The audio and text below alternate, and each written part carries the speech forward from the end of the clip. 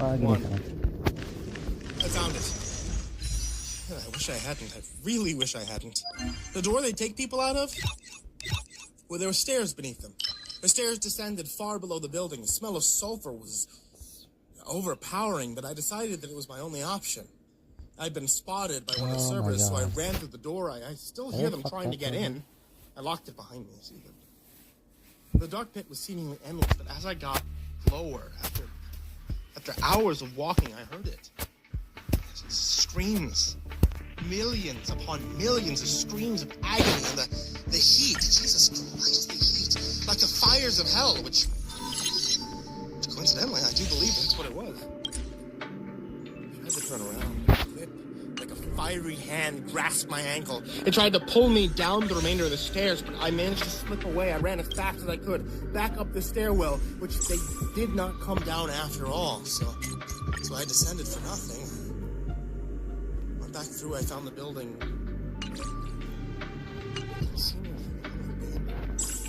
Walls covered in long, dry blood and scorched marks. I came through the right door, hadn't I? I tried to leave, but the door vanished. I heard a voice behind me. Going somewhere. I turned and saw TD smiling through the year. Come on, follow me. Where are we? It's another of our locations with significantly less success. I followed behind them and I noticed the mask was much more. His entire left arm was covered in burn marks. We've entered the storm. He shook his tail revealing two scars on his back. His face was empty. No one noticed him. Gone was the age of the movie star look. Pure darkness. Radiating fear. Think of me as someone who's disciplining some particularly mean children. They were naughty, broke the rules, so I gave them timeouts. He said, his voice deepened with every syllable. Oh, and don't think I don't know what you've been doing. You've been breaking the rules yourself, haven't you? He snapped his fingers, and we were back in my office, in the normal facility. Finally spoke. We found number 7, and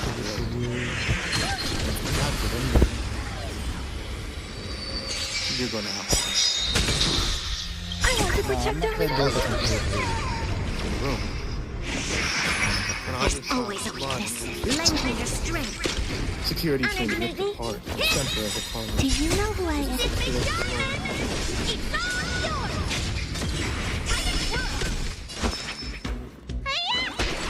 I need to be brave.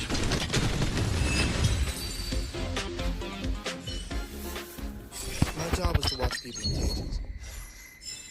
7 cages. 7 people. Each with different rules attached. My boss was a guy named PUBG. Now they're...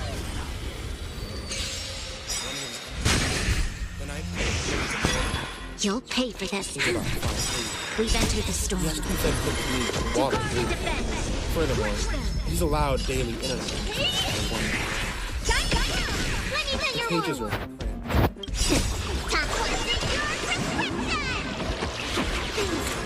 I'll never forget you. Thanks. I'll never forget you. This battle is unavoidable. Hey there, kids, it's me, Mr. Cookie. Lend me your strength.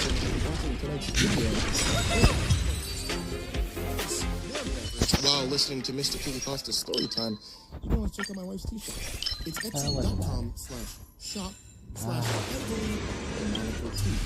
The Every Monocle Tea Shop has different kinds of teas from Dungeons and Dragons to anime to fantasy.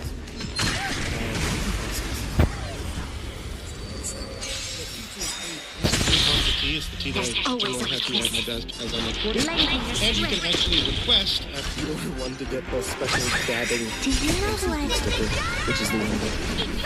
And a very special thank you to everybody on that Patreon. Especially Ariel Torres, Jordan Alexander Sanchez, Ken Lando Higuchi, Brianna Ventine Jensen, Kempinski, the Red Oak Shield Virus, Sandy Barney, Asia,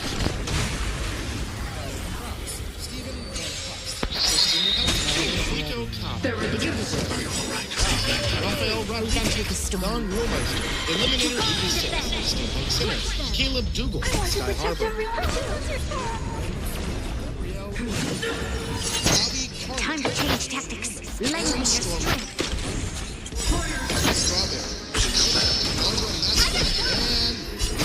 Thank you so much for everyone who would like to join them on that list. Head over to patreon.com/MrCreepyPasta. Here's hoping you guys are loving the horror as much as I am.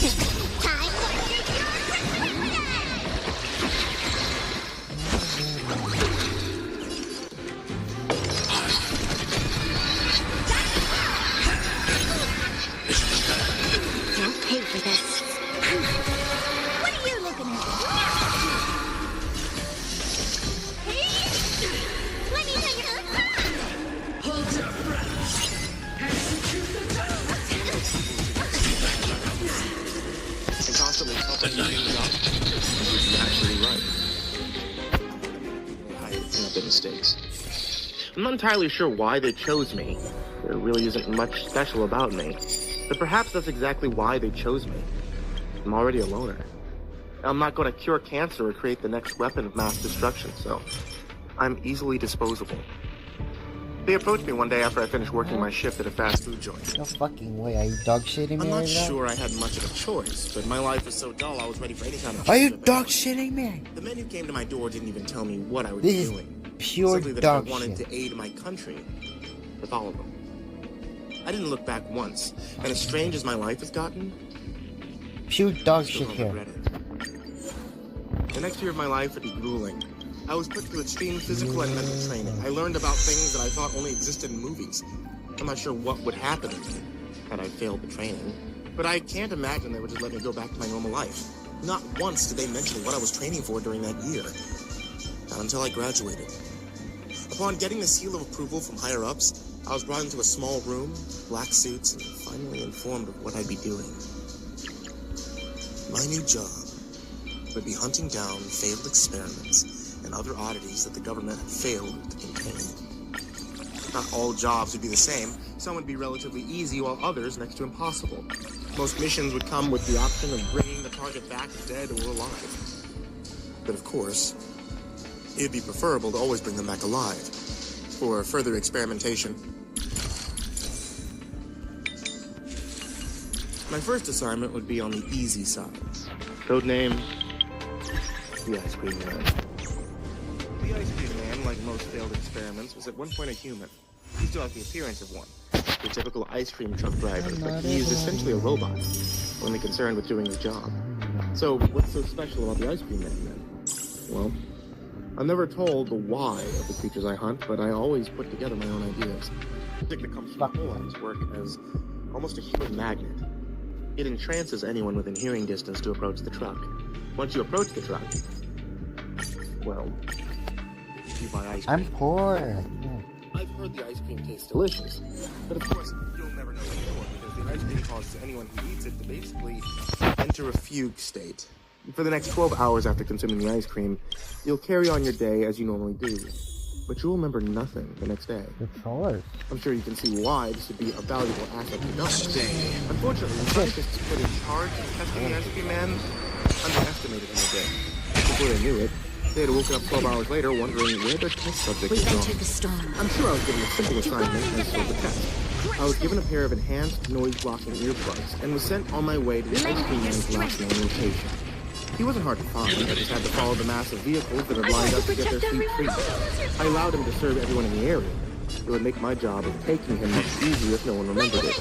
After everyone had their ice cream, I lined up myself. He attempted to serve me, but instead, I reached into the truck and injected him with a tranquilizer.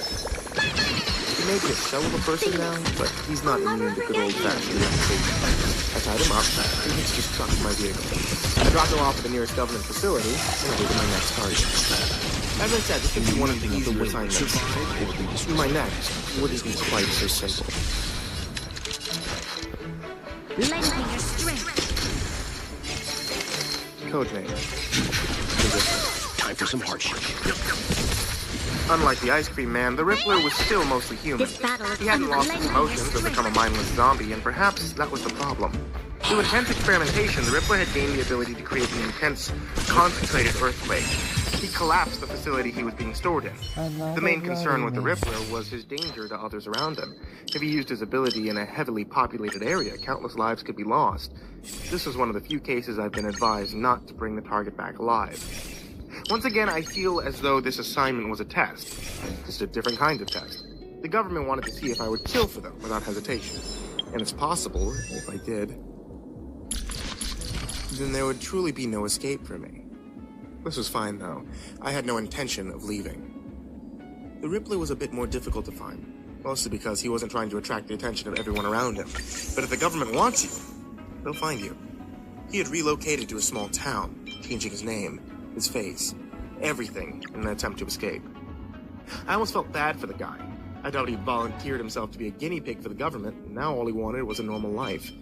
Once I found the town he was staying in, I made sure to keep my distance. Didn't want him going nuclear on me. I confirmed he was indeed my target by collecting some DNA samples from his trash. Now all that was left was to take him down. I didn't want to kill him, but I didn't have a lot of options. The scientists who had created him were still unsure of the extent of his powers and his ability to control them. Had I brought him back alive, there's no telling if the government even has a facility capable of holding him. I did what I thought was best. After he returned home one night, I put a bullet between the Rippler's eyes. It wasn't a good feeling, but I continued to convince myself it was necessary. I dropped his body off and was thanked for my services. It wouldn't get easier from here. My next target, codenamed Ghoul. This one was truly a monster. I'm not sure what the government was trying to create with Ghoul, but I don't think they got what they wanted. Ghoul has enhanced strength and speed, but with one slight problem. He eats humans. Maybe that's exactly what the government wanted. As you can imagine, Ghoul found a way to escape. After a while, the government scientists would get better at containing their experiments. Doesn't seem to be the case. The mission might not have been so bad, but I think the orders that Ghoul was to drop down alive. All my lethal weapons were stripped and placed with tranquilizers strong enough to bring down a rhino. I put in a request to have a partner with the scientist, but of course I was swiftly declined. Leave it to me. Ghoul had taken a boat into the forest. This might not have been so bad if the fact that this forest had an extremely populated hiking trail. There had always been frequent disappearances in the forest, a lot of them chalked up to suicides. But since Ghoul had escaped, that number had amplified significantly. The government did me a solid and got the trail shut down for the weekend. So it would just be me and Ghoul. I didn't have to worry about anyone else getting in the way. I've always wanted to go on a hiking date, but this wasn't quite what I had pictured. I sat under the forest to see the signs of success. I made sure not to shower over a week in preparation. If he came to me, it makes my job of dragging him back to my vehicle a lot easier. And I'm sure he would get hungry eventually. After about an hour of following markings and footprints that I assumed had to belong to Ghoul, I began to come across bones.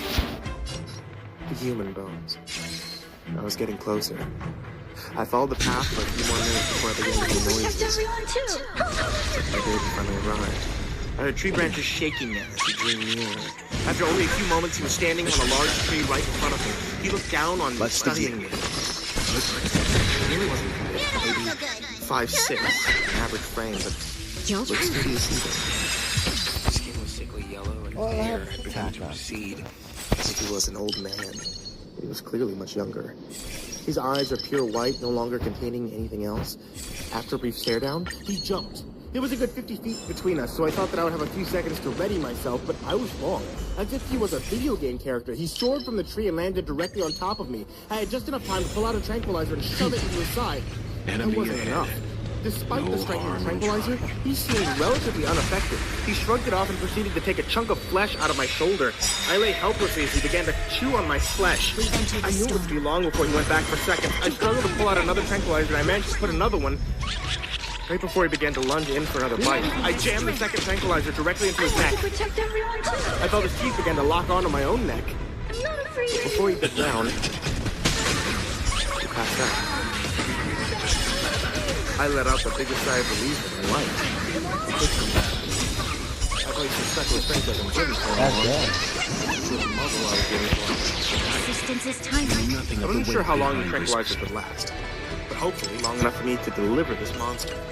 despite missing a chunk of my shoulder. There is no other choice. I escaped alive. This was just one monster to escape. I can imagine that the future. You know nothing of the survive or be destroyed. After delivering Ghoul, I informed the higher-ups that I would need at least a month off. This battle is And knowing what they unavoidable. put me through, they were blind. If anything, they were impressed that I'd come back in mostly in peace. Leave it to me. Those were a few of my thoughts. I have many more tales to tell. I will have to wait. I just received my next assignment, and I have to begin preparations. If I survive, be sure to post me.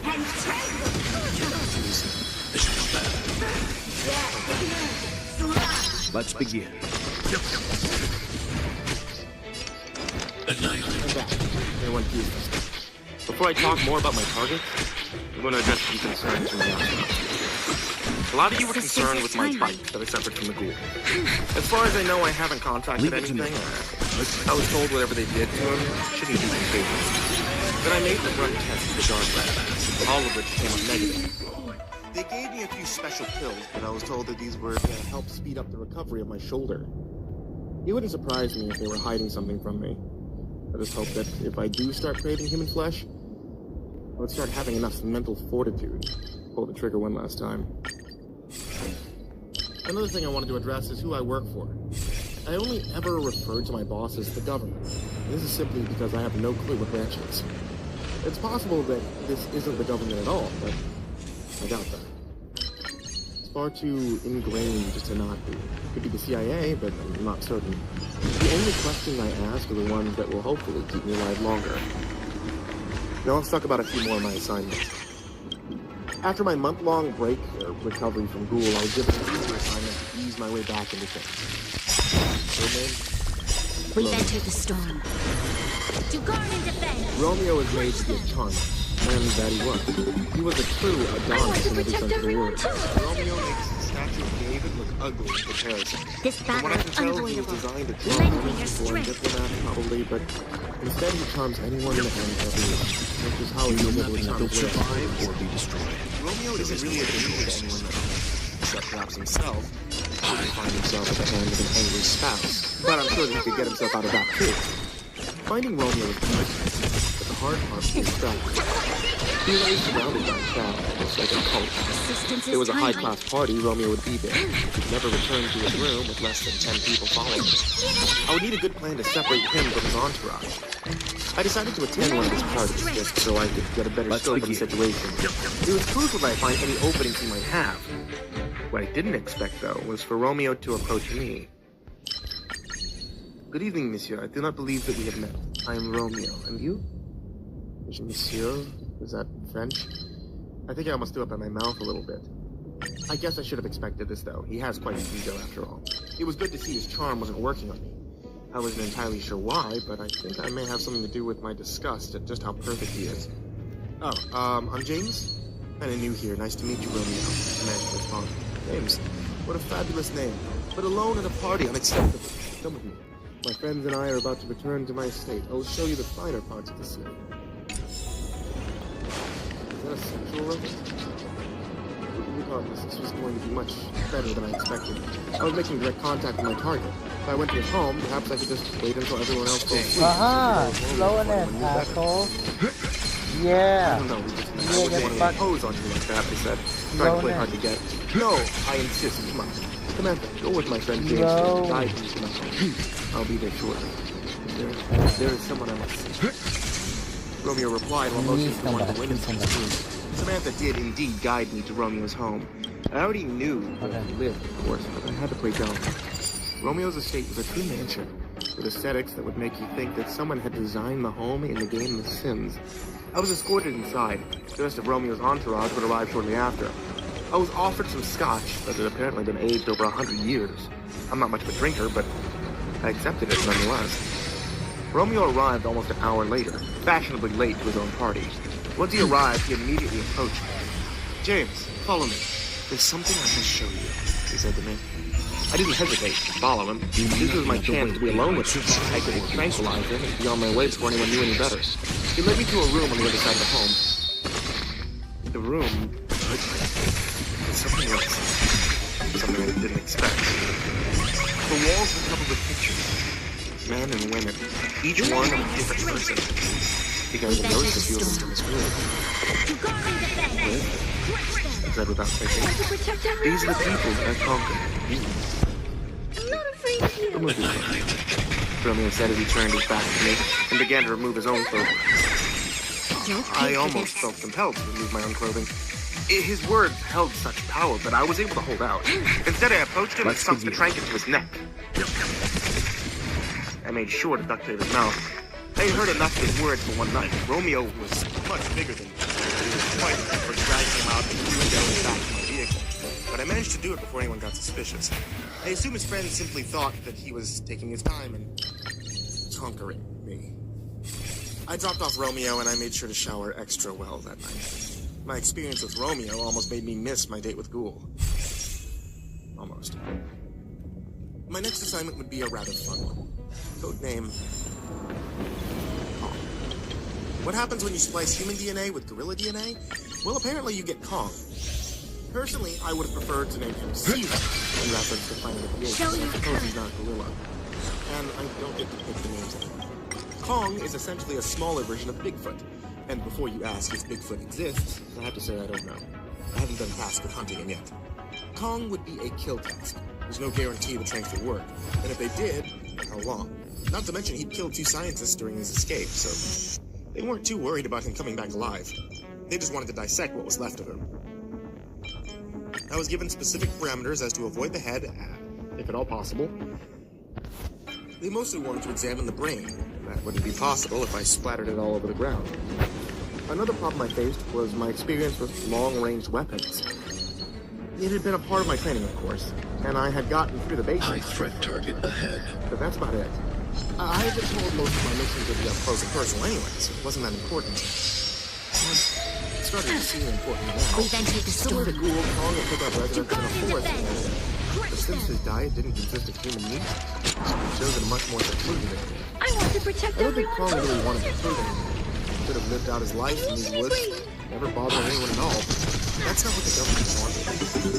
Nice communities informed me they had already done overhead seas in the area, and they had to tell me exactly where the crews were staying when they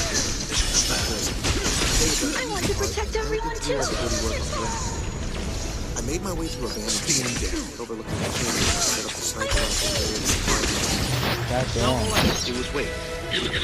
After a few hours, Kong finally made his appearance. He walked out of the gate and began to stretch his nails, the way most of us do after we wake up. Setting the bike and aimed across there over where I would assume I'll the never target was. forget lending your strength. Lending your And I made it strength. quicker. You know nothing of the weight behind survive or be destroyed. I missed. I hadn't taken into account that the wind had picked up as I started waiting.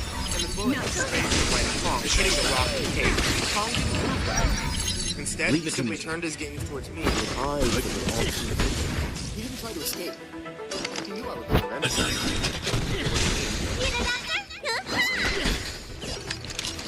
Lending your strength.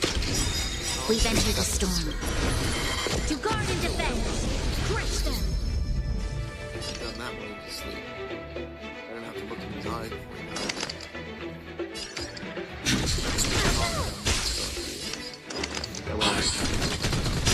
Let's begin. Slight hesitation. I want to protect everyone.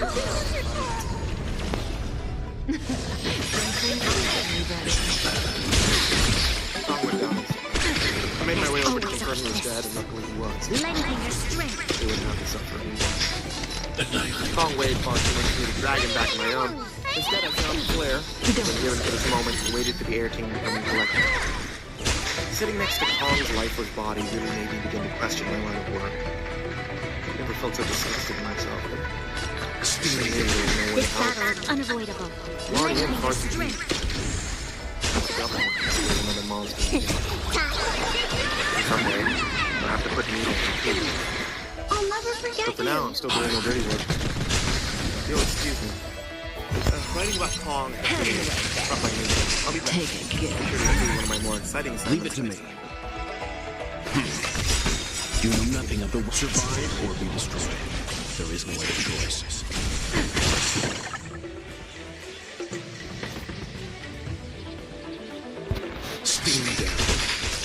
You'll pay for And with this. me, I bring a few more of my assignments. I'm not sure how much time I have, so I'll jump right into it. We've First entered up, the storm. codename Dahlia. To guard and defend. Dahlia's, well, Dahlia's a doll. A ventriloquist doll, to be exact. Despite her simple look, she's quite dangerous. This battle is unavoidable. Probably not in the way Fight that most with people would me. expect, though. She can't move on her own. You'll pay for this. Well, she can speak, but that's it. So she won't be running around her home in the middle of the night stabbing people. No, instead Dahlia has an incredibly strong power of influence. One look in her eyes and she has complete control of you. It's a bit ironic, really, a ventriloquist doll making humans her puppets. This battle In my is briefing, unavoidable. I was told that Dahlia is a Lengthen your strength. Leave it to me. You know nothing of the weight Before that, behind survive or be destroyed. There is sure no it's real, choice. but they are. I'm sure that's what's trapped in that doll. Dahlia is believed to be staying with a family of 4. She'd been taken there by a scientist who had fallen under her control. She'd only been gone about a week, but there's no telling what she could have gotten up to in that time. The scientist who'd taken her Show your returned to courage. her workplace a day later and attempted to murder her co-worker, but was quickly taken care of. I made my way to the family's home, hoping to be surprised by what I saw. Let's just say I got my wish, not in the way I'd hoped. I knocked on the front door. After a few minutes of no response, I turned the handle to find the door was locked. I returned home. We've entered the The storm. moment I stepped into the home, I was hit with a putrid smell. One that I know means death. The walls were coated in blood, Time and to it was change dried, tactics. Lengthen fresh, your strength. slowly dripping down. I want to I found the protect family everyone. together in the living room. The mother and 2 children sitting in a small triangle. They were already dead and rotting. Their stomach had been cut open and their entrails hanging out. They had been posed in a way to make it look as if they were eating their own life. In the center of that triangle was the father. He had scratches and cuts all across his face. Nothing compared to what had happened to his family. Just before I was about to spill my lunch all over the floor, I heard a voice from the opposite corner of the room. You're just in time. What do you think of my You'll art? pay for this. It's a little sloppy, Lengthen your but I'm strength. sure it'll get better in time. Let's begin. Dahlia? I want to protect everyone. Have you come to get me already? I was having such a fun time. You know nothing of the Done weight here anyway. behind I survive guess or you be can take me destroyed. back for now. There is no I'll other be out choice. again soon. I made my way over to the voice, making sure to keep my head down. I had no intention of ending up like that family. When I got close, I closed my eyes. And I picked her up and put her over. I made my way back to my vehicle. Let me sit up front. I like to have conversations during my The car weight ride. behind it Plus, I survive can't get or much be action destroyed. training in this line of There work. is no other choice. It'll be fun for both of us. Dahlia said, "Mom." Leave it to me. As much as I wanted to tuck her in the backseat, throw a blanket or something over her, There's always a weakness. I also didn't want her to be out of Lengthen line your of sight, strength. so I granted her wish. I We've carefully entered sat the her up storm. front, turning her head towards the window. To guard and defend. I'd be lying if I said part of me wasn't curious about her. I wanted to know more about what makes the monster. You should be taking home with you. This But your battle boss is wasn't here. unavoidable. I'm sure we could have lots of fun. Lengthen your strength. Yeah, I'm sure you would make a great kindling for a fire. You're funny. I like you. I was thinking I'd have something to do with it, but maybe don't keep it. Oh. You don't You'll just pay kill for this. everyone? Lengthen your What's strength. not? I like to let the Let's village begin. happen. It's more fun that way. What do you mean by that? Are you saying I'm a bad person? That made me get angry. We've entered I the almost storm. wanted to look at Dahlia, but I To thought guard and better. defend. She was trying to provoke me. You know nothing of Quite the on my weight level behind yet, but survive or be I see destroyed. potential in you. There is no You other didn't even choice. scream when you saw me work. Maybe you even enjoyed seeing me. We may think we're different, but we really aren't. She was partly right. I hadn't reacted when I saw the box. I felt a little sick. But if I had taken it too much, I would have probably passed out. I'll never forget you. Whether I like it or not, I'm definitely. What are you? Not afraid of Finally you. passed after a few minutes of silence. I want to protect everyone too. Nice try. I may be stupid, but I'm not that stupid. I responded, almost bursting out into laughter. What do you say that? Do you think you'd This see battle is yourself if you looked in my eyes? That's enough. One more word, I'm Googling where the nearest wood chipper is. Those were the last words I spoke when I made motion. I dropped off Dahlia and informed them of the mess. They said they would send someone to clean me up. I was hoping to give me a break after what I've You seen. know nothing of the weight. Be it survive or be destroyed. There is no As way. soon as I turned 2 here, more rounds. the girls they already had a new assignment ready for me. That would be the codename. You'll pay for this. This Lending radio your thing. strength. I know. This is probably the oddest assignment I'd received yet. Jack was someone I could tell entirely human. I had no clue why they tasked me to find these humans. Perhaps he was a runaway scientist or someone who knew too much, but he certainly wasn't what I had gotten used to hunting. I was told that Jack was incredibly dangerous and that I shouldn't take any risks by passing mine. In other words, this only made me more curious as to what secrets You'll that pay Jack for must this. have held. Jack was constantly on the This battle is unavoidable. but my training paid off. And I was eventually able to track him down. I watched him for a few. He didn't seem dangerous to me. Especially yes, not dangerous. Let's begin. One night I stepped out of the hotel room to get food. You'll pay for So this. I decided to let myself in. Jack and I needed to have a talk. Jack didn't seem too surprised when he returned to his room to find me sitting on the couch. He simply held out his arms. I'll never forget So they you. did send someone for me after all. Well, go ahead, do what you have to do. I won't fight it. Sit down, Jack. One talk. Jack raised an eyebrow at this. So you're a smart guy. You know what they say about curiosity, right? You rolled my eyes, and once again, most favorite Jack to sit down. There is no other Who choice. are you? Why did they send me after you? You don't know? I'm afraid of you. I'm you. At least I used to be. They tell us where to go, who to kill, who to bring back alive. I want to protect No everyone questions too. asked. Couldn't handle it anymore, though. Here I am. Here you are. I'm okay. Twice that. Just take me back for a second. I had known he had some connection to agency, but I had never considered that he had been in the same position as me. Lending your strength. If it really was Nothing of the weight. Survive or be destroyed. then death. There is no other choice. I walked across the room, pulled out my gun. Yeah, done. I had the answer. Perhaps Dolly was right. We aren't so different, after all. I returned with Jack's body. I wasn't asked to give my usual debriefing. Instead, I was just given a simple nod, told to go home and wait for my next assignment. I wonder if this was another test. If it had been, I'm sure I passed with flying colors. I understand if you all think less of me for the choices I made, but if it wasn't me, it would have been someone else. This is the life that I'd chosen, or perhaps the life that was chosen for me. Regardless, I can't back down now.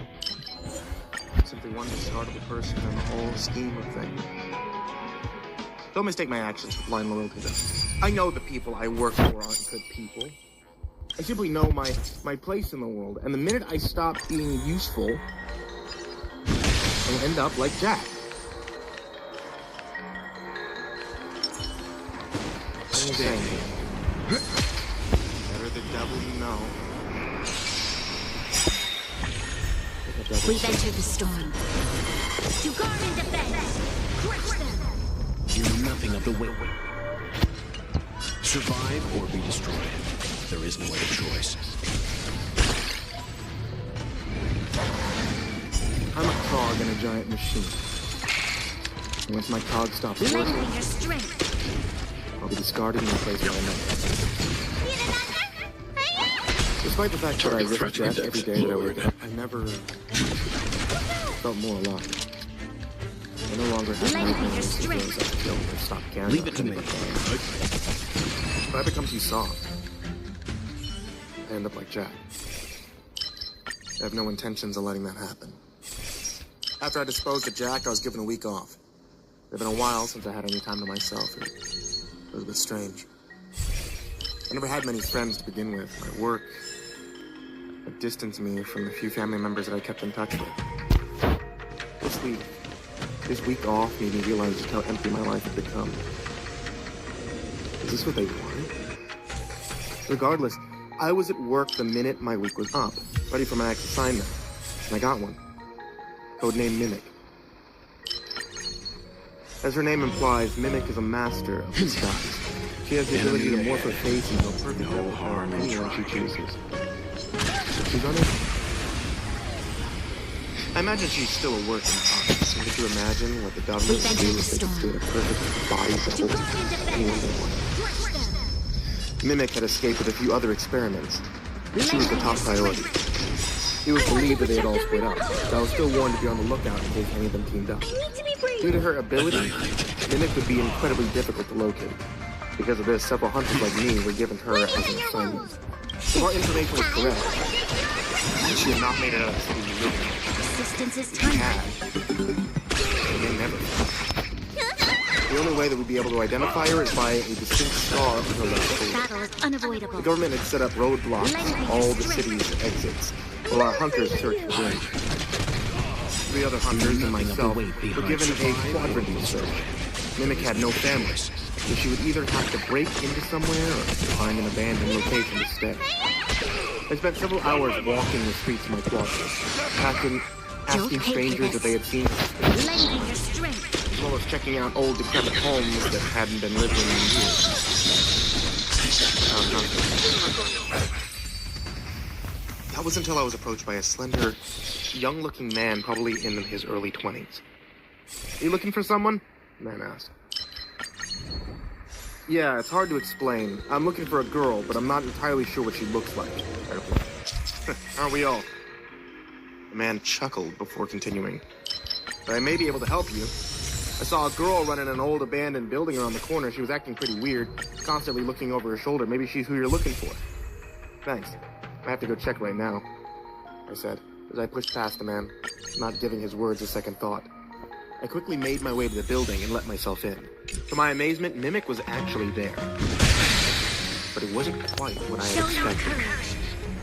Mimic was tied to a chair. I knew it was her because her scar was in clear view. No other hunters had contacted me to tell me that they had moved into my area, or that they had found Mimic, so why was she tied up? That's when I remembered who told me that I would find her here. A stranger. Before I could even turn around, I heard his voice. "It's a gift.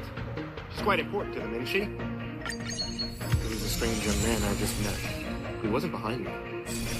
He was in front of me. Near Mimic. How he got in front of me? I had almost sprinted. "Who are you?" "That's not important right now. Aren't you gonna thank me?" "Oh, wait, that's not important either. The real reason I'm here is to deliver a message to you."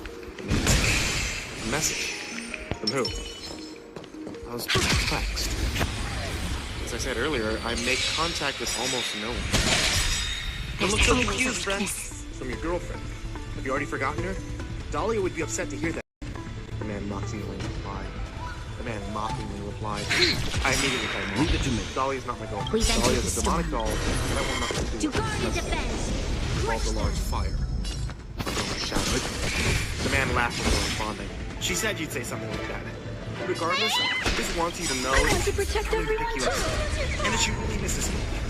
I Now, need to be brave. if you'll excuse me." The man turned and began to walk away. "Where do you think you're You'll going?" pay for this. I pulled out my trank gun. I aimed it at him. He didn't respond. Lengthen your Nor strength. did he stop walking. I fired.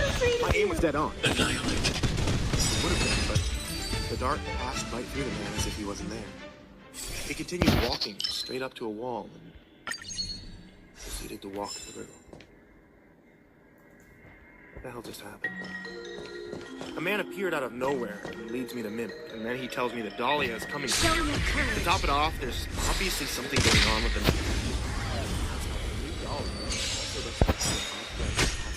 directly. I want to protect everyone Is he too. under her control?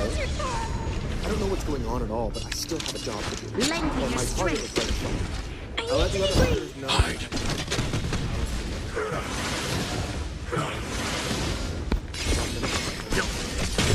I was almost expecting some sort of praise, but I knew that would be unlikely despite their value.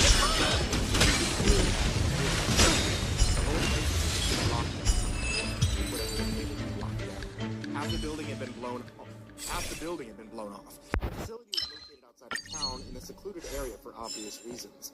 So I knew no innocent people had died, but I did see the corpses of many scientists Show your courage. strewn around the area. I know something.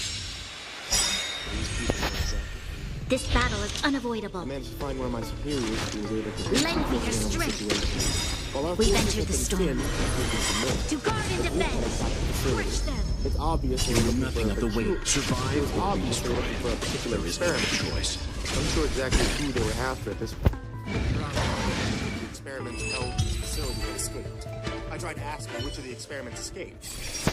But I was told that was confidential. He simply told me to leave Mimic with them and go home and wait for them to sort us out. I'd be very busy soon. Part of me already knows at least one of the experiments have escaped. Was she the target? I think it's a big possibility. I was already told she was coming. I'm not sure what's about to happen. There's always a weakness. Lend me your strength. I'm not afraid of you. Annihilate. Spin down. It's been a few days since the attack on the facility. I was temporarily sent home while the government sorted out the mess. Without the building blown up, it wouldn't be much good to start shutting down the experiment before I was supposed to store them. You'd find them eventually anyway. I went to sleep for 4 hours on my phone rack. Lend me your strength. It was time to hunt down the escape routes. I need to be free. Myself and the other hunters that have helped look for Mimic were all called in. We were given a short list of experiments that had Let me escaped. get your wound. To my dismay, Dahlia was in fact on the list. I'm She didn't fine. believe what I read. It was clear she had another one of these experiments. Which one? I had no clue. I tried flipping through the pages to see if the man that I had seen with Mimic was on the list. But he wasn't. We were able to find about half of the 20 escapees within the first day. Some of the experiments just stand out a bit too much, and with no one else to help them on the outside, they were just sitting ducks. There were still 11 at large, though. Dahlia, of course, among them. I kept hoping every time we found a new lead, they would be the one carrying Dahlia. But unfortunately, that wasn't the case.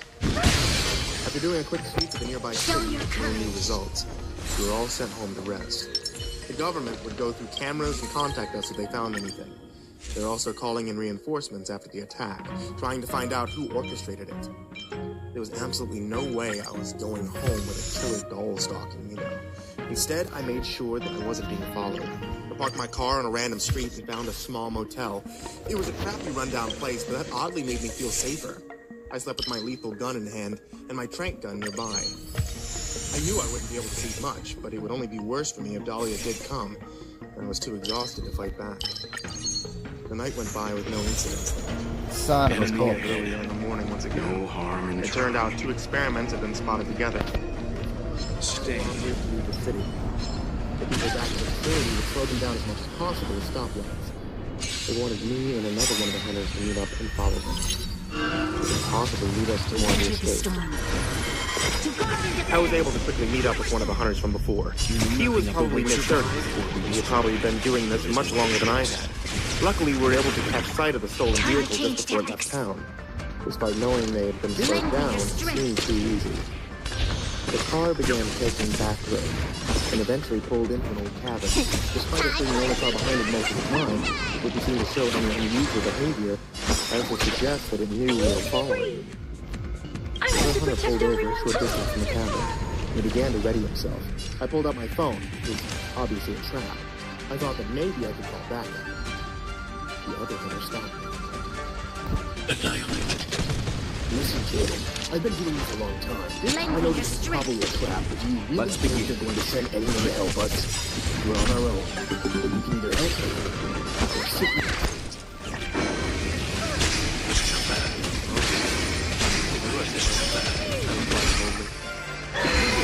The government didn't care much about us.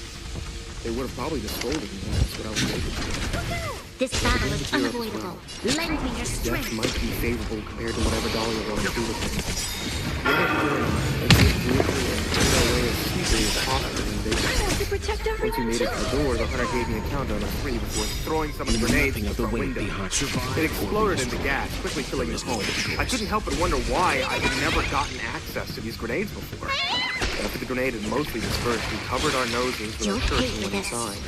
Lend me your We instantly strength. found one of the experiments and caught it. We've entered If the I remember storm. correctly, her name was Thomas. To guard and defend. By touching someone, she could force them to see their worst moments. Yes. One of them is from that. She must be the solution. The other hunter began to make his way over to her and began to restrain her while I watched his back. He was almost done. This battle is unavoidable. When I came to, I saw the other hunter was tied to a chair in front of me. He was still unconscious. I then looked down to see that I was in the same situation. I was firmly tied down to a chair. He was finally awake. I turned to look. There was a man from the floor. The one that walked through the wall. He was also sitting in a chair. I doubt any sort of binding could hold him anymore. On his lap was a doll. The doll had a hood pulled up just enough to cover his eyes. The man began to speak again. It's actually a bit different. Last time we met, you were someone tied up in a chair, and now you yourself are tied up. Lend What me do your you want? strength. No why. We've entered the storm. Not that I had much choice. I told you, Dolly here is coming to pick you up, but instead, you came to hear yourself. How sweet are you?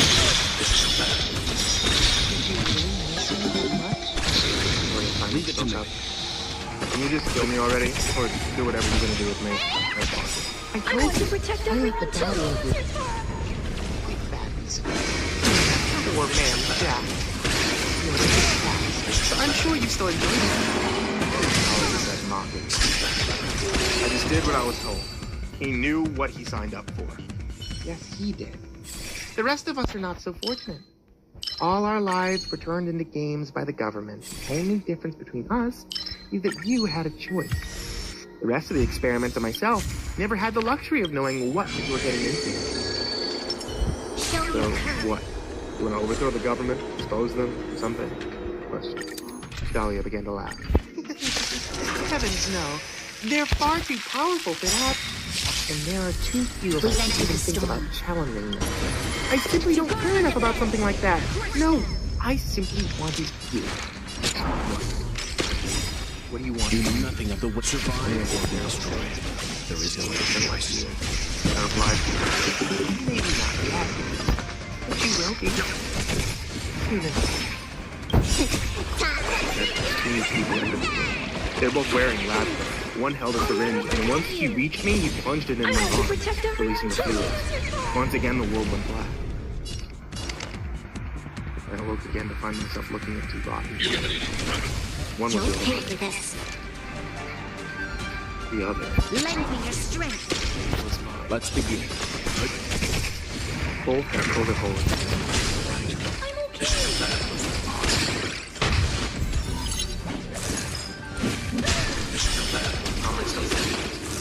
I took a look down at myself here in the water. I want to protect everyone too. Alright. I touched my face and the rest of my body. I was still capable of setting things up. Then why was my body seemingly dead on the floor? It's incredible, isn't it? It looks exactly like it, even down to the fingerprint. One of the experiment's abilities. The other one is a replica. He's quite dead. And, Turnip, you're good, by the way. Leave it to me. It came from the voice of those who You know nothing of the weight. Be survive or be destroyed. There is no other choice. I knew that had to have done something to me. The man simply shrugged. Rubbish! It seems as if your body rejected the serum they had planned for you. Rejected? Well, at least that was one thing to be happy about. Although I was still stuck in a room with one of my captors, as well as a dead body, and the replica of my own We've dead entered the body. storm. Well, now Guard then, and defend. even though I wasn't sure I'd get a direct answer. Since the serum didn't work, Dahlia has one last plan for me. Like I said, there's the door once more open. Dahlia was brought back into the room by Claw. This time with no hood. I was no longer tied up, but I knew there was no way for me to escape yet, so I stood still on my approach from the Dahlia. Osama stood directly in front of me. I crouched down, and I looked directly at the Dahlia's eyes. I want to protect everyone. What I saw in those eyes strength. Yeah. I'm not afraid of you. It seemed to be endless traveling. I didn't lose control of myself. Instead, I quickly reached for the lighter that had been hiding in my shoe ever since I knew Dahlia had escaped. I flicked it almost instantly and held it to Dahlia's dress. Lengthen your strength. She was not I need to be. There was no stopping the fire. Tama and the strange man desperately tried to stop it, but it was as if Dahlia had forced it to gasoline. I took a second to smile before closing the door. I saw several people on the way out of the house, but none of them seemed concerned with me. They were all trying to get to the room with Dahlia. I knew the whole cabin was Nothing of going the to weight survive or be destroyed. get out. There is Once I made it outside, I quickly ran to where the hunter's car had been parked. Surprisingly, still there. They hadn't moved it yet. We still had the keys, so I smashed the window, hotwired the car as quickly as possible, and sped off. By the time I drove by, the fire in the cabin was massive. I almost hoped that all those inside would die. It had all been under Dahlia's control. It's possible.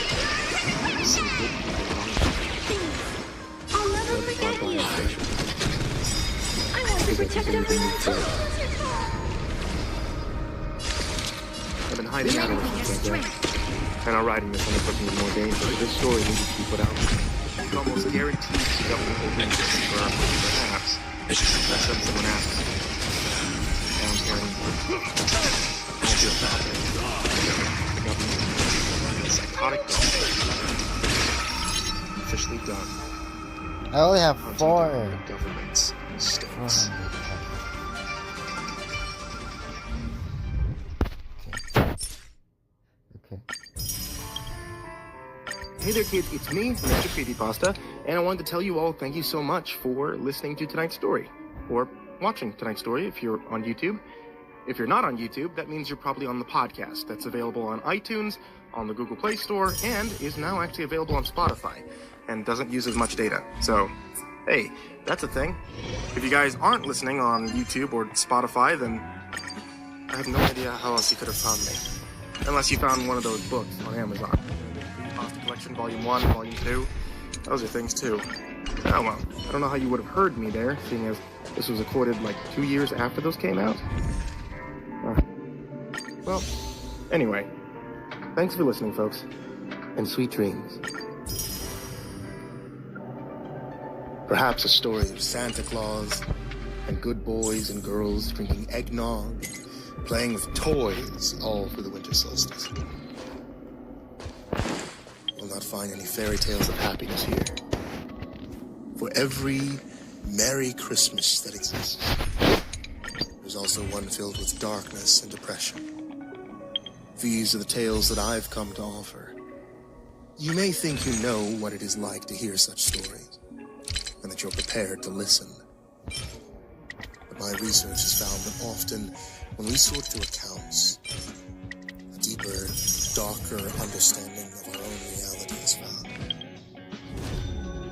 I'm a historian, and it's my task to understand why certain experiences are retold generation after generation. Only minor details changed here and there. Some become legends. But clearly, there's truth amid all their wounds. And when these people told them to me, I knew it wasn't just for a good scare. They had lived through it. I started with the intention of merely gathering facts, but now I feel compelled to learn more. And I hope that you will do as well. I dare not think that my duty should be anything other than to recount them now to you. The Feast of Souls. It was 1987. In a city that once was called Harbor Bay. I want to protect everyone too. The Passover itself. 500 people came down to equate the town to the center. Lance at the ready. There was imported wine and cheese, ham and baked goods. Everything a man could need to fill his belly and party the night. As the night carried on, the festive began. More joined in until not a scrap of food was left.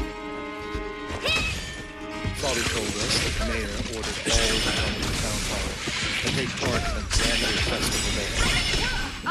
ring in the new year with resounding trumpets. By midnight, the revelry had died down. Partygoers were exhausted in the old building. Streets were empty. Only the footprints. What are you looking at? Do you know who I am? Knocked at the door. Father Strom, a devout man of the cloth, went to answer and never returned. Then an hour passed, and another man came. This time, his wife went to the door, and the same thing happened. The other partygoers likely would never know about their disappearances were it not for the screams that came from the square. It was enough to wake the whole assembly. Raya Claude, a girl of no more than 12 years of age at the time, ran to the door and flung it open wide, peering into the misty early morning dawn as she went after the screams. Father Strom and his wife were not hard to find. They were dancing in the town square, but not the way that ordinary couples might. Something had infected them. A madness of some kind. Their bare feet were swollen and bloody, a mindless trail circling around the statues in the square. But some claim the statues I don't danced know too. why. Okay, this is These not. structures were crafted to resemble angels, long gone saints that would protect the city from evil. But that night they appeared as demons, holding strings over Strom and his wife the way a marionette maestro would. The ones that saw the dancing felt compelled to join in. An endless, insane fray of music and mayhem ensued. Raya claimed that the statues laughed as the people continued to dance. But their merriment did not end, even when the last person collapsed to the cobblestone street. The great old ones moved from their perches of stone to the ground below, their mighty marble wings shielding most from seeing what would happen. Raya hid behind a house to get a better peek. The view a nightmare. The gargoyles began to feast on the people who were still wailing and chanting. Their dead eyes showed Raya. She was in the shadow. They tore apart the bodies like dogs that had been begging for scraps. The screams joining the church choir in the Christmas morning worship. Somehow a young girl found the courage to run. She didn't really know where to go except to escape the haunted sight of monsters. But the angels did not stop her or eat them. Poor victims. They had to go hunting. By this time, Raya had sounded a warning to the outskirts of town. Near the pubs and the tavern were at the riverside. Of course, the drunkards only laughed and jeered at her. In their foolish, harsh mockery, only allowed the hunting party of the undead to find them with little effort. You know nothing of the weight they've The survived. first to die there was a man named Malroy Smith. Raya said that he was stronger than the ox. The angels were able to crush him with the power. They ripped his innards out and strung him to and then played a haunting siren call to get the others to leave the tavern. Raya said she watched half the town go to their death. Let's begin. When asked why she was spared, Raya offered me a job. But she kept her bloody ears. She showed me the scars on her head and explained how she felt threat index below survival. Chop them off, she said. It was the only way to be free of their endless call. And now every year she travels from the ghost town. They sacrificed to the statues.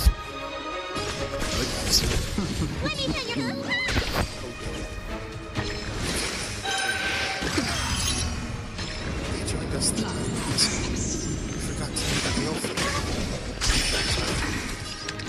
It's not a tradition that we can simply forget.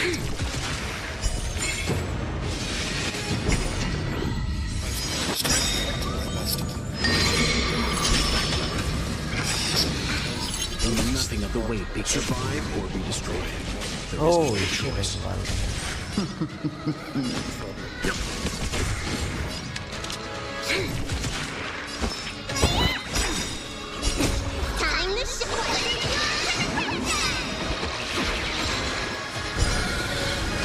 listen. I want to protect everyone too. What sparked my interest in uncanny surroundings? Might surprise you. Digging into cultural phenomena has always been a hobby of mine. Leave it to me.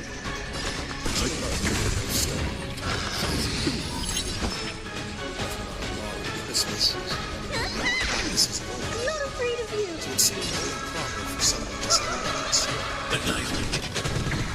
May not be the answer. Often shatters the confidence. We've entered the storm. To guard and defend. The unexpected. Lisa Landry often God damn. Survive or be destroyed. Her guests were the uppermost. There is no other choice. And Henry sat No, one shot my thing. the way he God put damn. it. If you wanted to matter at all in society, you needed to be at the Landry Christmas party. Everyone was dressed to impress for the occasion. Satin, a business partner with the local community theater, said that he was there to land a promotion. His manager, the ever boisterous Ian Munch, was weaving about the party, flirting with anything breathing. You could almost smell the pompous attitudes of all that attended, Henry explained. To get an invitation was compared to a golden ticket. But this was no fictional factory for children to run around. It was a statement of success for those who were worthy. No one else showed that Brave the you wind. might expect then it was a bit of a shock when Gale Lucas, force. the butler, reported a homeless You know man. nothing of the survive or be destroyed. There is no other choice. There was a commotion near the main hall as people speculated who it could be. Lance ablaze. The Landry's estate was far from the main highway, a private road that could only be accessed through a gate down the hill. There was no way that Alistair, Landry's chief of security, Stay the would course. have let some vagabond just roam up. And then Henry told me that one of the guests had an idea. It was going to be late, and the temperature was dropping rapidly, so Emily Richardson suggested that we let the man in for a warm meal. Just a little something. Didn't go over so well. Time to retreat. Who knows what sort of disease that chef might be carrying? Spirit never dies. To the clouds. Others suggested that the only reason the man was there was to steal from Liza. After all, the items were worth looting. While they were debating, somehow they found a way to decide. Henry said that no one really recalled exactly how Gale force. the homeless man entered The wind is rough. now was. The crowd seemed to It's disperse time. as he moved towards the main stage. Lance ablaze. Henry claimed, however, that this man did not seem Let's to be begin. ordinary. You know nothing It of was the something survive else or be entirely. destroyed. There is no other The choice. air had suddenly gotten a lot colder than he realized. The crowd quiet. I think we all could sense that That's better. Nice whatever teamwork. this man was doing, To the clouds. his intentions were not pure.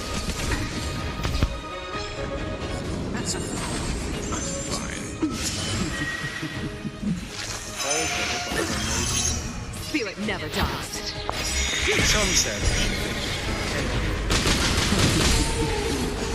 overlooking the party with this man just gave her the death stick. Made her panic, and she tried to run, but somehow her feet fell from under her. She toppled over the banister and Lance at the ready. she fell to the stairs below. Stay the course. Gale force. Never forget that The wind is rough. From above. music stopped and everyone realized the master was dead. Suddenly, the homeless man You know was nothing of the survive or be destroyed. There is no other Henry choice. said that he was the one who killed him. And everyone corroborated a different story. It was an accident, they told authorities. Not a soul mentioned the homeless man or the vendetta that he seemed to have for Landry. Henry seemed content, Thank you. despite the fact that he left so much. Thank you, Conrad. But you must know by now that your answers are better than I have. Lance ablaze! Lance forward! Where decadence and splendor stood, it's just a monument to failure. The gates of iron were overgrown with corruption, found a way through reason. The ground felt like they were whispering, telling me which way to go. But the instinct was still there. The house now abandoned and boarded up. With Landry gone, no parties would be held here anymore.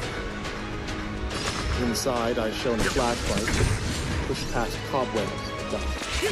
So please give me an idea of who this uninvited guest was. I recall the detail that Henry mentioned and spoke of Landry's name. It made me choose to climb the stairs and search for his belongings. Nothing of Such a place that we lavish. There is no other choice. Word on the street said that she had inherited all of it from her husband. A bad case of cancer, but she intended to do this. I pulled out drawers, pushed aside bookshelves, even turned over mattresses. Let's begin. A sharp, stiff breeze floated through the house when I made my way back to the stairs.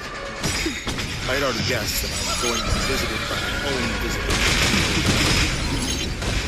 You're not gonna find anything.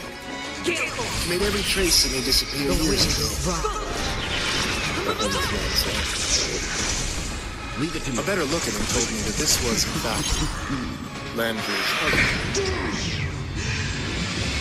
The photos on the mantle matched almost perfectly. But how could he be here, dead all those years? It's my house. Still told me. I will be the one to host the party. He returned as he pointed for me to leave. You know nothing of the I didn't have the courage to ask the details of his life, for fear that he might choose to take my own. So I passed by the spectral visitor and I tipped my hat, vowing to never return. Since that time, I wondered if I had imagined of anything, an explanation for what Landry had done. Clearly, she had murdered her spouse. Used the party as an excuse to commit suicide. This was the logical explanation. That's better. Thank you, Conrad.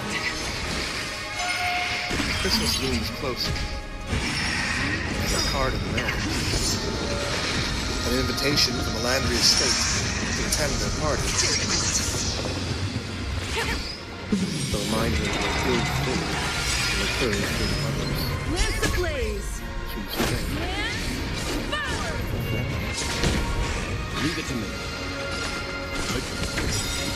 You know nothing of the will survive or be destroyed. There is no other choice.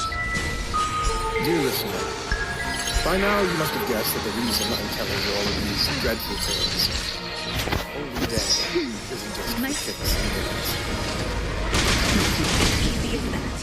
I am no monster. The wind is rising. For being forced to live out my days in the back of the restaurant. Hide from Lance of the Red! But you must think I lack some sanity. Devoting so much time to piecing together jokes Never dies. that no one else cares about. And maybe it's true. That's better. It's true that I lost a bit of my mind. The old paradox where I claim Just wouldn't really work.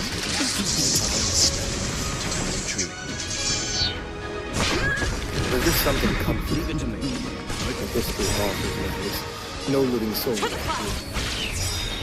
wind is rising. You know nothing of the weight beyond survive or be destroyed. There is no other choice. Sergeant and Raoul, which is Hispanic boy, Lance ablaze! Fred run up in the stall.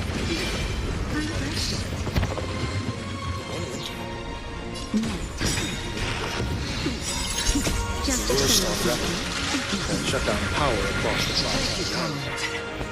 The boys' parents were at a loss. They didn't have any food or water. Starved to death. Let's So begin. they put everyone in the back of their Chevy. The family didn't make it 2 miles down the road. Nice teamwork. Gale force. The vehicle fell into a ditch.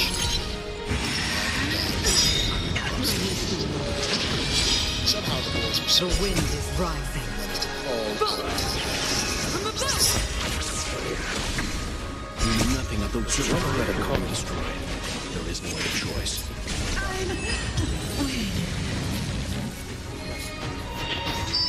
The boys were trying to be strong. It was getting colder by the minute, darker. There wasn't a soul around. There was something the boys encountered that December night. As they moved through the road, they discovered the trees were down, and they had to find a way amid wood. With snow up to their ankles, the boys suddenly regretted all the times they had wished for. Their only thought was to avoid frostbite or starvation. Soon enough, they were lost in the blizzard. The fog made it hard for them to know for sure which direction to turn. Were they going to... Who could say? Then from amid the shroud of ice and cold, a figure emerged. He was clad in fine clothes, better than any Simon or Raoul had ever seen on a Christmas morning. He was tall and well built like a hunter. Clearly these woods were where he spent most of his time. "Are you boys lost?" he asked, smoking a pipe and smiling towards them.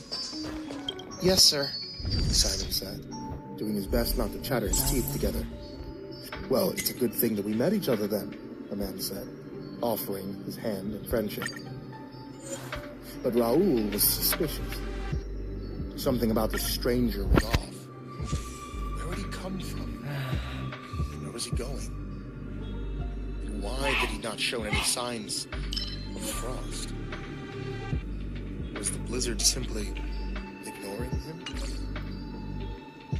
I know the answer now, but they are not the kind you hope for. The stranger was not a friendly face in the midst of their turmoil. He instead led them straight to their own demise. Somehow Simon convinced his brother that they should follow the path and offer their names. The old man said his name was After Smith, in a nearby harbor town. And he There's was always just a an area weakness. for a reason to do some... We've entered the storm. To guard and defend. Crush them. guide supposed rescue. Do you know who I am?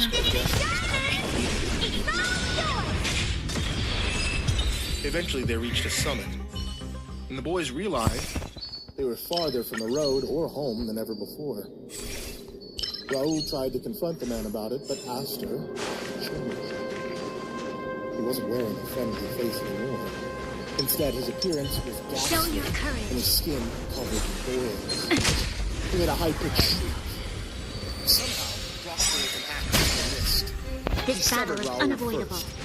Lending your Head strength. off, giving his brother a chance to run. Or so Simon thought. The truth is, Aster was actually in the mood for a bit of sport. The ghost knew the poor boy couldn't find his bearings in the blizzard, so he toyed with him for the next hour. The ghost took his brother's head along to dangle it and tease Simon about what would befall him. Ironically, though, the ghost didn't get to kill Simon. Instead, the poor boy actually ran off another cliffside, slipped and fell, and busted his head upon a rock. The bodies were found the next spring by tree trimmers, trying their best to clear the roads after that foul weather. No one could rightly explain how it was that the first boy lost his head, so they hired a medium named Sabrina May West. Maywester had gotten some acclaim from a nearby company helping form a seance. The town folks asked her to do the same for the boys. She told me that it was difficult to You'll lie pay to for them this. and tell Lend me them your the strength. boys essentially faced We've entered the storm. terrible. To guard and defend. Crush them. People want Honored to safe meet me. and comforting faith.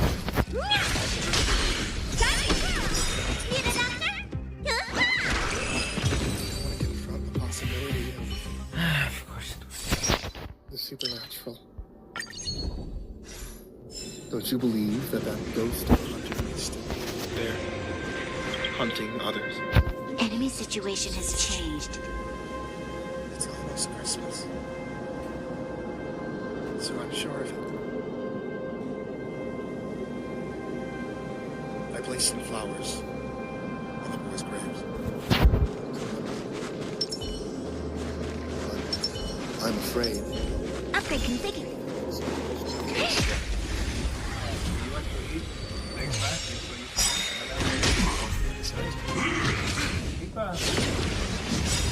We've entered the storm. What?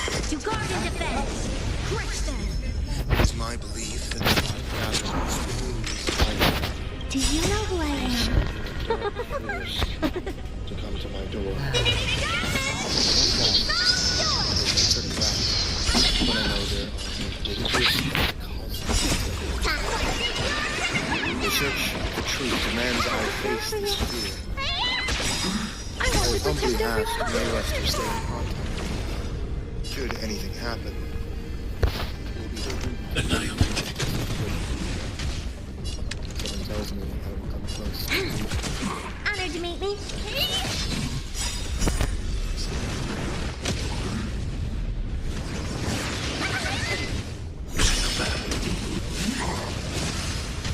Let me turn your Christmas Eve has always had a special place. The children go to This bed battle early. is unavoidable. Lend me your strength. Do you know who I am? It's all It's not life. That actually isn't the reason at all why I enjoy it. I figured that if I think yours. You'll pay for this. Lend me your strength. Annihilated.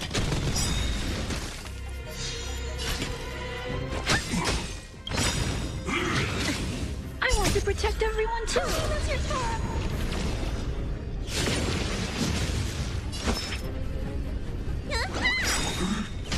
This I need to be brave. Hide. But then again, I don't recall asking for your opinion either. What is the point of that? My bad. Fucked. Most people who work for Thornton and Hewley likely never knew how eccentric or outlandish their CEO was. Jessica Aolin wasn't so lucky. She ran a catering company in the air. All specifically. for Jessica, she thought that it would be easy money.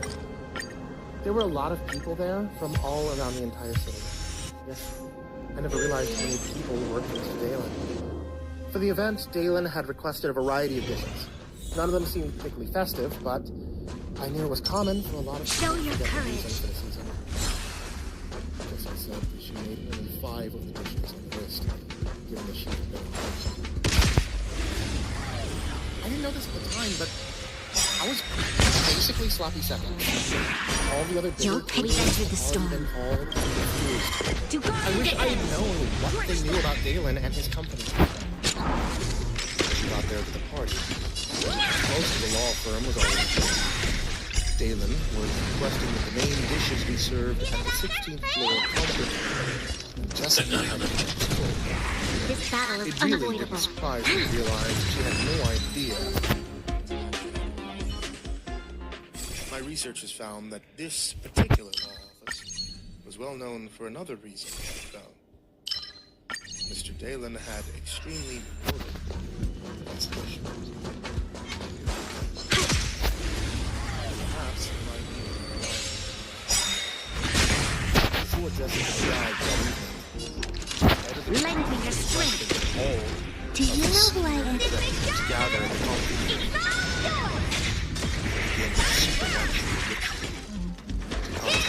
Let me get your wounds. yes, Time. he had even hired a Indian to make sure the retreat went off without a hitch. Got a Republican from offering eggnog, and warm Oh roast dear. unaware of the fact that they would.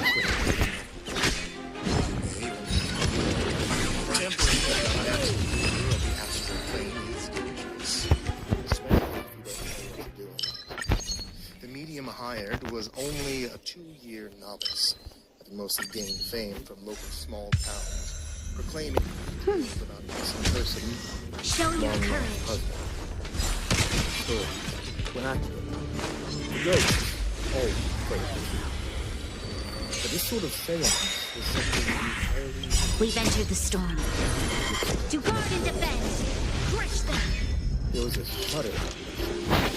Lengthen your strength. Some claimed Do you know who I am? I've checked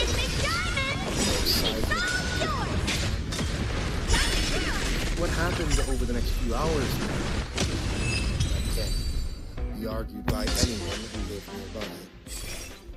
The lawyers suddenly became extremely violent towards each other. Jessica said that she was able to serve Mr. Dalen a slice of meat. Show your courage. He started to foam. His eyes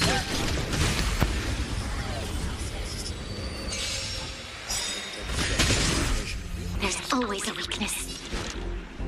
that was Lengthen your precisely strength. he and his entire I board want to of protect directors everyone too.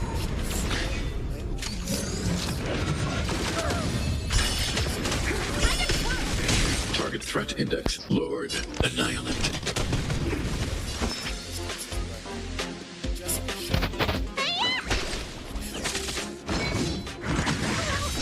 Mission command. This battle is unavoidable.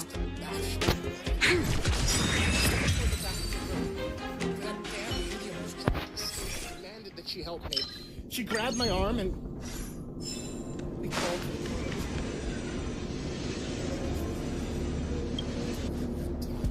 Threat target ahead. He was spitting anger and toxic fire.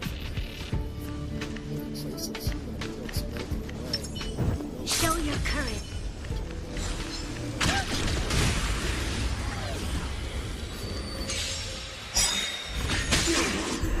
We've entered the storm. To guard and defend. Crush them. I want to protect everyone too. They rode to the ground floor. And Time to change tactics. Pioneers Lengthen your strength. Do you know who I am? This is Diamond! It's all yours!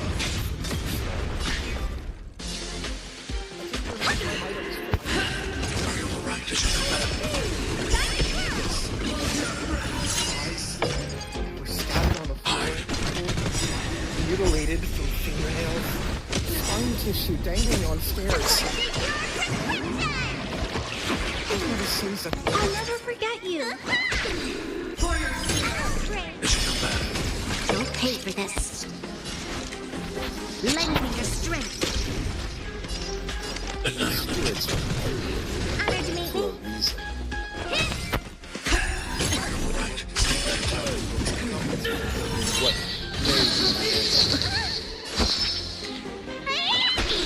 This battle is unavoidable. Lengthen your strength. fallen on We've entered the storm. To guard and defend.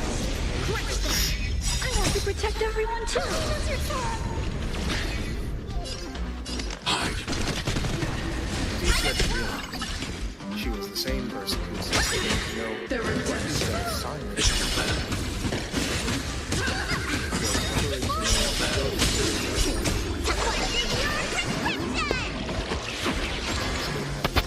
There's always a weakness.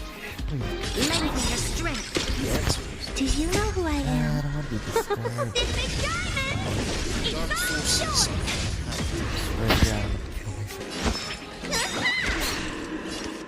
Annihilate.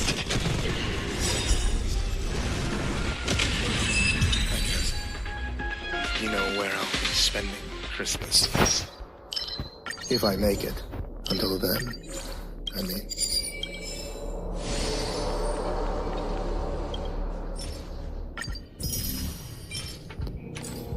Dear listener, wherever you are, whatever you may be doing, I humbly ask you to stop and look around at the people you are surrounded by. Are you with family, friends, workmates, strangers? If your answer is yes to any of those, you should consider yourself fortunate. My Christmas will not be so bright. There aren't any children I have, even friends I need to call. These connections are long gone from me. All that remains are the memories of the life I tossed away in the pursuit of knowledge. Where did it get me? Surprising.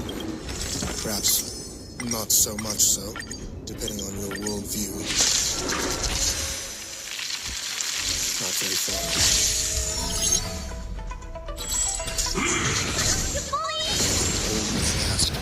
Time to change tactics.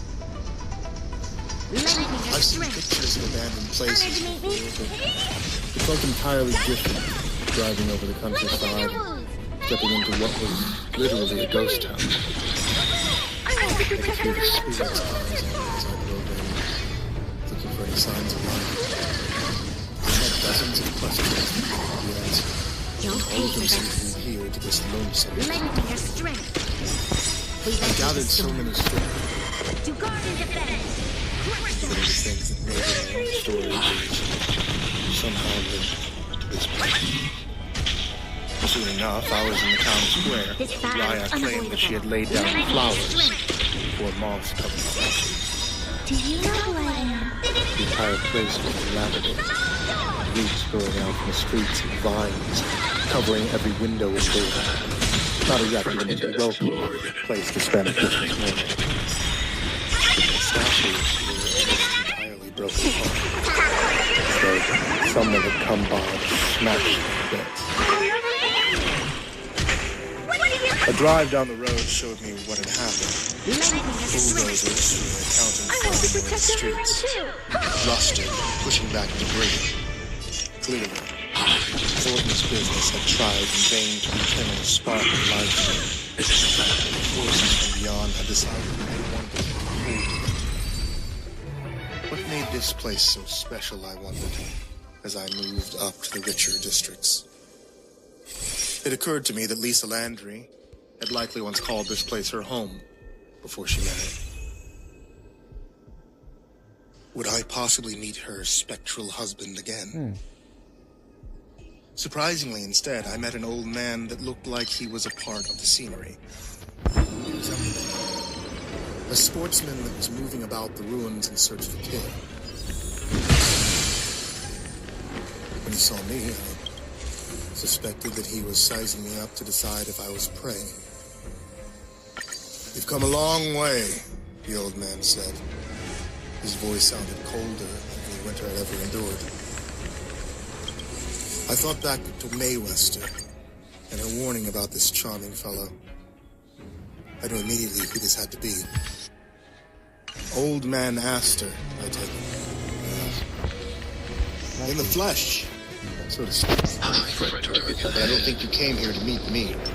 With a gleam in his eye. Show your courage. Mischievous and dangerous. I kept my distance and raised the firearm that I brought with me.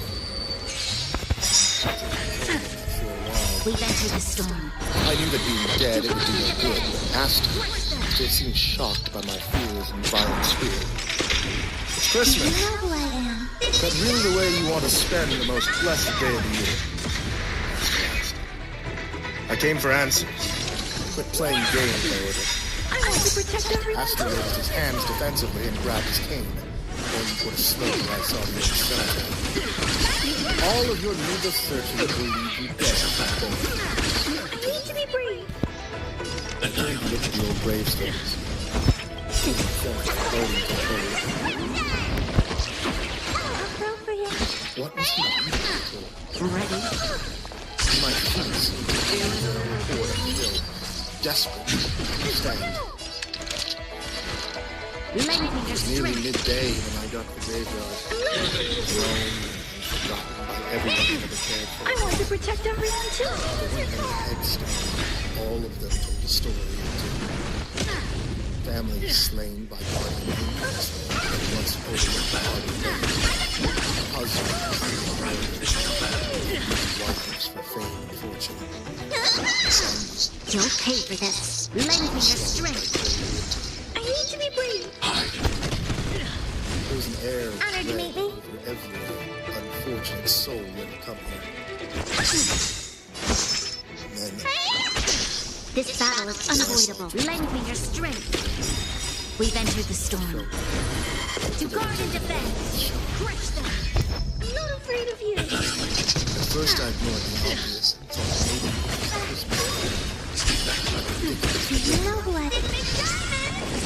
A warning from beyond to fix my I want to protect everyone too.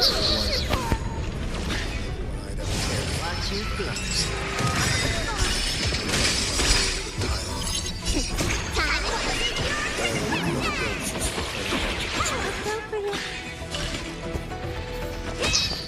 You'll pay for this. Reading the inscription there. Lengthen your strength. I need to be brave. Let me in your wound. What are you looking for? My name was Henry Landry. I was the husband of a beautiful wife, Liza, and the father of two amazing Lengthen your strength. Simon and Raoul. The town of Harbor Bay had fallen on hard times. A dreadful businessman named Howard I want to Bailey protect everyone too. purchased the entire town with the intention of modernizing it. But not long after, it went bankrupt. As a result, the poor fools in Harbor Bay sunk into poverty. Lengthen your Turned strength. to one We've entered the particularly storm. dangerous winter. To guard and defend. Crush them. Realized some of the townsfolk were actually Do you know who I am? tried to find food and power as they get close. But then we hit a strip of black ice. Appropriate. Died instantly. Something for everybody. My boys lost the words of dying. Liza was the lucky one, having gotten EMTs to I'll save never forget you. her entire life changed in a single instant. This battle is unavoidable. Lengthen your strength. My life I need to be brave. productive lifestyle helped her to forget about me and the boys. This palace attitude I want to protect everyone too. her pain for what she had done.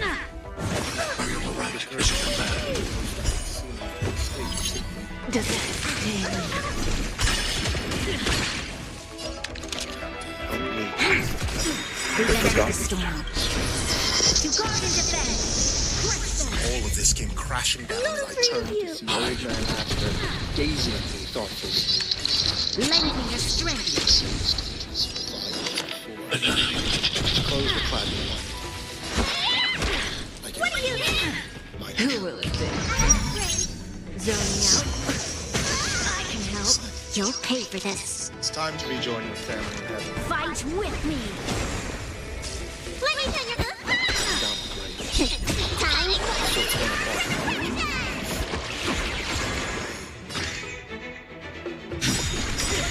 Honored to meet me. This world is I want to protect everyone too. stories of those who I had connected with. That is not told.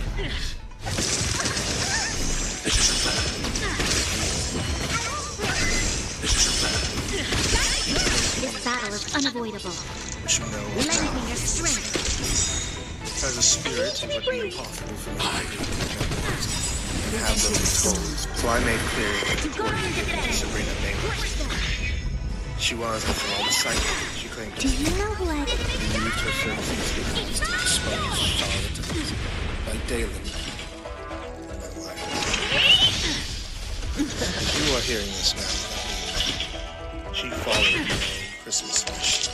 Lend me your Relayed the strength. information to others. I'm not afraid of Good you. stories can live on. This is where my own wicked soul I want to protect everyone too. Does why you remind people of tell tales of those who lost all.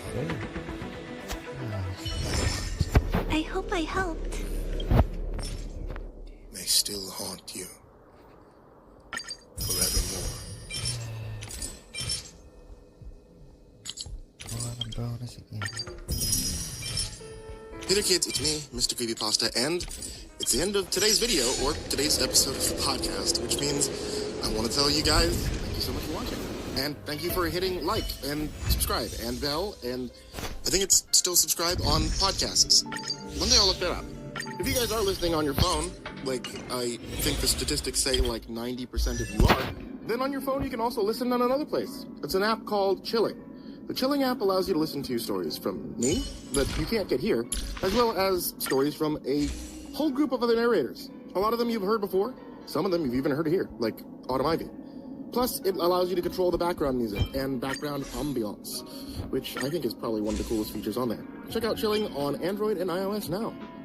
I want to give a very big thank you to everybody on Patreon, especially Jordan Alexander Sanchez, Stephanie Butler, Brian Arce, Bobby Carmen, Kristen Pelton, Chance Burnett, Diana Kraus, Crazy Kid, Mr. Marcus Blitz, Ika Limchok, Dirt Diver 030, Robert Schunkwiller, USMC, Matt Bach, Jables Raz, Masked Note, Joshua Moeller, Dan Pham, Matthew McNeves, Ben Spates, Jeremy H., Raltazal, Ficamel, Nana, The Morgan, Nick Weaver, Melted Lake, Tali Sue, Sky Mara Ravenswood, William King, Reaper 61167, Darth Miver, Michael Ortiz, Satanic Aries, Isodo Hatred, Nessie, Ronnie Hansen, Parafa Panda, Bardo Hawk 764, Lambda M98, Harley, Billy Morrow, Sashi Suzaku, at Grizzly Olsen Pro, My Body Sounds Like Rice Krispies, Jay, Miss Exandra, Suji Campbell, Stricken, Azarine Fox, Fried Chicken 12, Freddy Krueger, Happy Birthday, Jason Willis, Infernal One, Lisa Cottrell, Caspian, Hades' Nephew, Tater Chip, Acid System, Kozak and Pancake Appreciation Society, Cryptic Nightmares, Kiri the Sloth, Tommy Green, Fester's Lampshade, Sky Harbor, Nico Kyle, Rafael Rodriguez, The Ginger Bros, Aaron Stormcrow, Daniel Polson, Trey Smiles, and Corey Kenshin. Like I said, I cannot thank you guys enough for being a part of this, and that goes to everybody down there in the description, and everybody who even can just support for $1. Thank you guys, thank you guys, thank you guys. I hope you all have a wonderful holiday season, and sweet dreams. Get over it. That's what my dad would say. Son of a bitch. My mom would probably feign empathy, and then fuck it up by trying a little too hard, and then she'd drink herself to sleep. This isn't a story about my dad or my mom, though. This isn't really even a story about my addictions. This is a story about a monster. The scars they left upon my life. It's a story about the end of my world. And there might be a story about the end of yours, too. It all began when I was 8. 3rd grade for me was not a pleasant time. I mean, sure, there are bright spots in the year. There always are. Although, I rate 3rd grade as a 1 out of 10. That's probably being generous. You might have surmised my mother and father were not exactly great role models in my life. My dad was cold and, in retrospect, probably a sociopath, or at least a narcissist. He rarely spent time with me, and when he did, you could tell he regretted it. Usually he did the best he could to forget I existed. Mom was kinder. Sometimes she'd help me with my homework. She'd always drive me to school. When she dropped me off, she would say goodbye with a smile, as if reading from a script. Tell me she loved me. Hope they had a good day. Yeah, I like my mom. Sometimes I think I even loved her. At least when she wasn't drinking. Her vice made sense in retrospect, given the man that she decided to shore up with. But didn't make sense, especially to 8-year-old me, was the relentless insults that she put on my way. Lazy, waste of space, brat, dumbass. These were all mainstays of her vocabulary, and never far from her lips once they'd been soaked with wine. My only reprieve from the depression of my home life was school. See, growing up, I loved everything about it. I loved hanging out with my friends, I loved learning new subjects, and I especially loved the teachers who always had time for me. They never drank. They always remembered my name. One of those teachers was Mr. Gillard, a boisterous, heavy-set man with bushy eyebrows and an uncanny ability to always brighten the room. He wasn't my teacher, but he was my best friend Oscar's. Because of that, I often crossed paths with him. He remembered my name the first time I ever told it to him. Every day after that, he'd greet me with his beaming smile and booming voice. "Walter, how was class today?" I would always tell him exactly how it was. Usually it was good. Sometimes it was frustrating, boring. No matter what, Mr. Gillard would always listen intently, his eyes focused on me, a grin on his face. He was the first man I met who inspired me to be better. He was the only man I met who made me believe I could be. One day I was feeling particularly low. In the middle of the previous night, my mother had woken me up. Smelled wine on her breath. I asked her if she had been drinking again. She told me to shut up. It was none of my business. Swaying on her feet, she stood over my bed, staring at me. I remember feeling really nervous because there was this sense of hatred in her eyes. The way she studied me almost seemed like she was making a decision. "Mom?" I remember asking. "Can I go back to sleep now?" She didn't reply. Instead, she left the room. I curled back to my covers, although what I was nervous and afraid about I couldn't exactly say. It felt like an intuition. Something deep inside of me, something primal, screaming that the way my mother was looking at me was not okay. A few moments later, I heard the creak of the door opening, and she was again.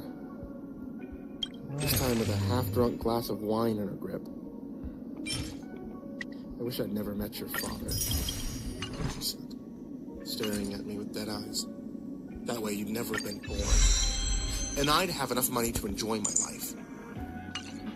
She watched me until she finished her glass of wine, and then she left. I cried myself to sleep. The next day I spent recess alone at the far end of the field. I didn't feel like I deserved friends. I didn't feel like I deserved to have fun. I didn't feel like I deserved anything. When the bell rang, I took my time getting back to class. As I entered the doors of the school, I was greeted by an empty hallway. The rest of the students had already returned to class. I swallowed, knowing I was in for a talking to and probably a detention once I got back. A voice called out, and I recognized it as Mr. Gillard. "Walter!" he shouted out. Out of all the teachers I could have crossed paths with, somehow Mr. Gillard felt like the worst. He was the one adult I really believed cared about me and liked me for who I was. For him to see me late like this probably destroyed whatever respect he had for me. "Sorry, Mr. Gillard," I said, my eyes downcast. He wasn't angry. Instead, he knelt down in front of me. "Something wrong?" I shook my head. But for one reason or another, the floodgates opened. My face scrunched up in a grimace, and then I started to sob. Before I knew it, I was bawling my eyes out in the empty hallway. He took me by the shoulder and ushered me into a classroom undergoing renovations. He closed the door and sat me down at the teacher's desk. "What happened?" he asked me, his voice calm and kind. I told him everything. I told him about my father's cold indifference, my mother's drinking, how last night she had woken me up to tell me that she wished I was never born. I worked all of it out between sobs, my nose running with snot, and my cheeks soaking wet with tears. Mr. Gillard pulled me into a tight hug. "I'm so sorry, Walter," he said. At length, he let me go, and then sighed. You know, it's tough to talk about things like this at this time, but it's important that we do. My parents weren't exactly kind to me either. It seems strange to me that somebody like Mr. Gillard, the kindest man I knew, could have parents who were anything less than saints.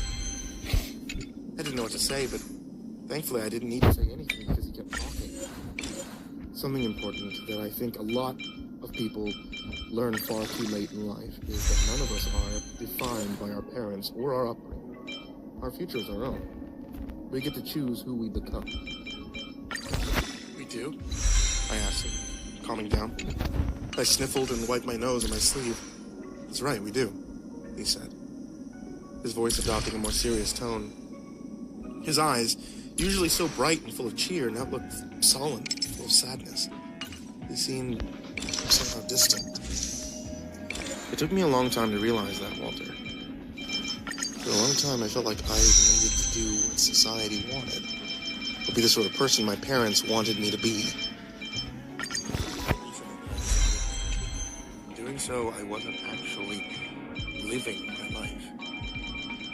Mr. Gillard sighed, shaking his head and muttering something beneath his breath.